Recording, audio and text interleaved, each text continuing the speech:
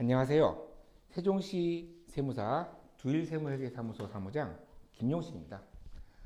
어, 벌써 이제 몇 번째 찍는 건지 이제 기억도 잘 안 나는데, 음, 이제 조금씩 익숙해져 가는 것 같아요. 많은 분들이 보시지는 않는 것 같지만, 그래도 저희가 알고 있는 이런 세무에 대한 상식들을 많은 분들께 전달해드리고 그런 것들이 여러분들께 큰 도움이 될 수 있다는 그런 피드백을 좀 받고 있어서 저희는 상당히 보람되게 이 일을 진행을 하고 있습니다. 자, 오늘 진행을 할 내용은 의제매입세 공제입니다. 이 의제매입세 공제는 사실 상당히 많은 분들이 들어보셨고 그리고 실제로도 적용받으시고 실제로도 하시는 내용인데 정확하게 어떤 이게 무엇이냐 이런 부분들에 대해서는 이해가 조금 부족하신 분들이 좀 있으신 것 같더라고요. 그래서 그러한 내용들을 한번 준비를 해보았습니다. 자, 의제매입세 공제가 과연 무엇이냐 보면 면세 농산물의 의제매입세 공제. 자, 어려운 말이지만 한번 읽어볼게요. 음식점 업자 등이 매입하는 농수산물 등의 구입 가액에 농산물 생산에 필요한 요소의 부가가치세가 이미 일정 수준 반영된 것으로 간주하고 해당 사업자가 내야 할 세금 중에 일정 비율을 매입세액으로 인정하여 부가가치세를 돌려준 제도라고는 하는데 쉽게 말씀드려서 우리가 이제 부가가치세라는 것은 매출세액에서 매입세액을 공제하는 것은 알고 있어요. 그렇다고 한다면 이게 뭐 어떻게 되는 것이냐? 매입세 공제 받으면 끝이냐가 아니라 어, 쉽게 말해서 면세이지만 매입세 공제를 해주겠다. 부가가치세를 실제로 내고 구입하진 않았지만 거기에 인정해주겠다. 쉽게 생각하시면 되겠어요. 그러면은 어떻게 되느냐? 공제 금액에서 면세 농산물들의 가액, 그렇죠? 부가세가 없으니까 다 그냥 공급가액이죠. 거기 공제율을 해서 공제 금액을 해주겠다. 이건 부가가치세가 아니라 그냥 공제 금액인 겁니다. 면세 농산물 등의 가액은 매입가액에 운임 등의 부대 비용을 제외한 매입 원가로 합니다. 부대 비용은 그 운반비 이런 것들은 제외하는 겁니다. 운반비는 별도로 계산을 해야겠죠.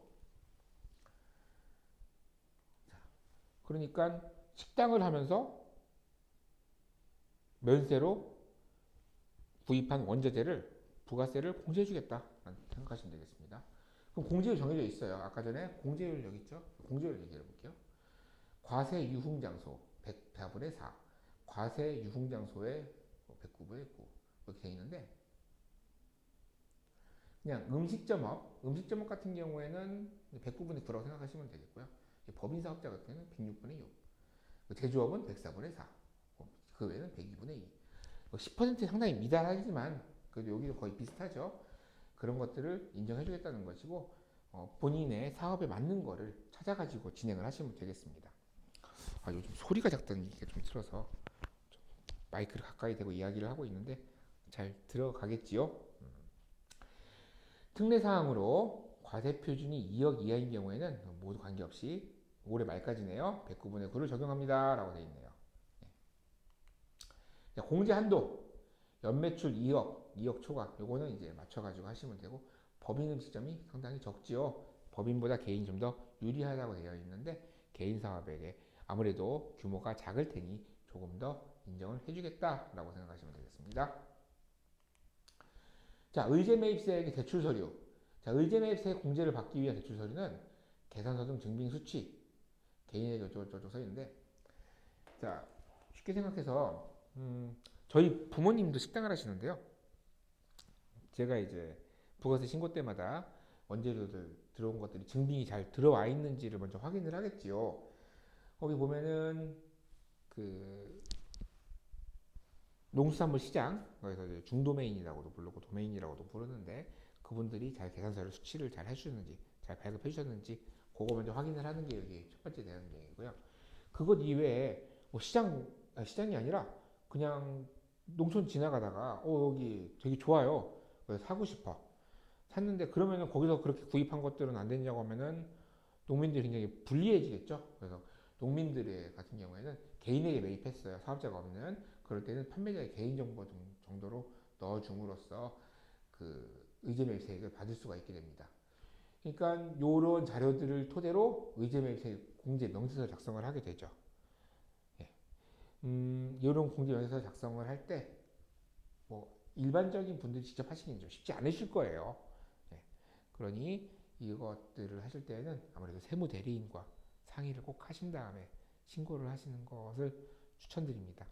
네. 자, 그러면 오늘 준비한 내용은 여기까지고요. 앞으로는 이렇게 여러분들의 실생활에 조금 더 도움이 되는 내용들로 저희가 처음에는 되게 막 있어 보이려고 막 이렇게 좀 어려운 내용 하고 했는데 되도록이면 이렇게 실생활에 접목시킬 수 있는 내용들로 찾아뵙도록 하겠습니다. 자, 이상 세종시 두일세무회계사무소 사무장 김용식이었고요. 다음엔 더욱더 알찬 내용으로 다시 찾아뵙도록 하겠습니다. 감사합니다.